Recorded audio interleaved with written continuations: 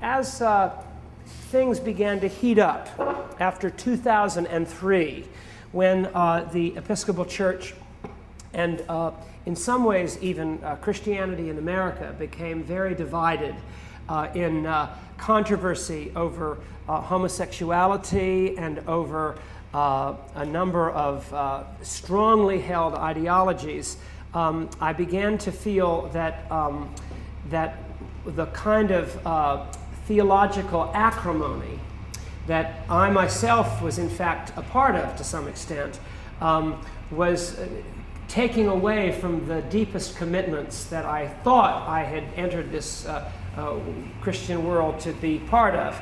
And so I promised myself that I would write a book about grace that didn't refer at any point to present problems in an ideological sense, and talked about the power of love as over against the defeating power of judgment. I decided to write a book about grace, which is simply one-way love.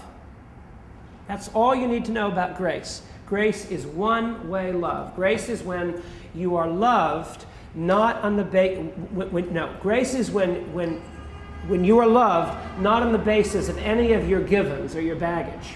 It is entirely from someone else to you. And you and I know that it's the whole loaf. I mean, it's the whole business of life is being loved in this way. So I wrote the book first in theological terms. Then I talked about grace in singleness, grace in marriage, and that's a great nut. My wife of 35 years is present, and I wrote out of my heart grace in marriage, grace with children. For example, how do you love a 2-year-old gracefully? Because you have to control a 2-year-old. I say no. But then people immediately say, Montessori, or something like that. Or Waldorf school, I talk about grace with little children, because if grace is true with me, it's got to be true with everybody. Remember what Kant said. Kant, the philosopher, said, for anything to be true, it has to be true in all cases with no exceptions. Now, that's a very major thing to say, and there's a lot to be said about it. But if grace is true, it would surely have to be true in some sense in all cases.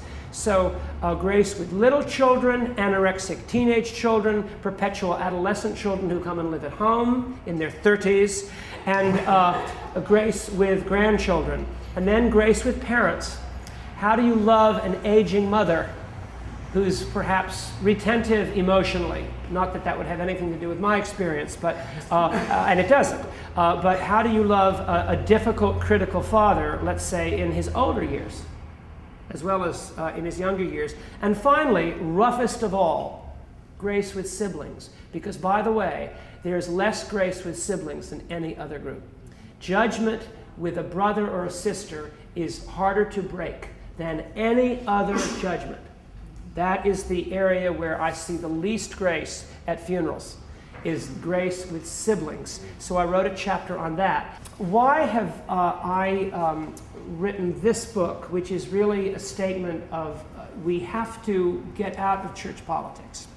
The thing why people both on the left and the right, we all ran into this terrible, terrible death of what we thought the church was supposed to be like. That is, people who are very conservative and people who are very liberal ran into a kind of death experience in the last few years. At least I felt we did. We need to bury the body. A lot of people are still sort of in the morgue looking at the corpse, but they haven't buried the body. And I find that anger, what's traditionally called odium theologicum, it's the Latin word theological anger, not only kills our witness, but it kills its protagonists. I'm only one person, but it killed me. It killed my whole, everything that I ultimately held dear was basically profoundly affected by a kind of theological anger that has the blessing of righteousness, but it is cancer to the individual human being. And so I have felt that the only way forward is to bury that body and to go back to the things that we know. And what do we know? Judgment kills. Just raise children. Grace always makes alive. And I, for one, would like to be able to end my little time as a minister and as a Christian focused on that rather than ideological, massive, inner, emotional, hurtful catharses. So I just encourage all of you to break down, to die to anger, to be buried yourselves, and then to throw away the key. And you'll be amazed, in my opinion, at the potential fertility that comes back. So thank you for listening, and I appreciate very much your coming. And we're here till 6:30.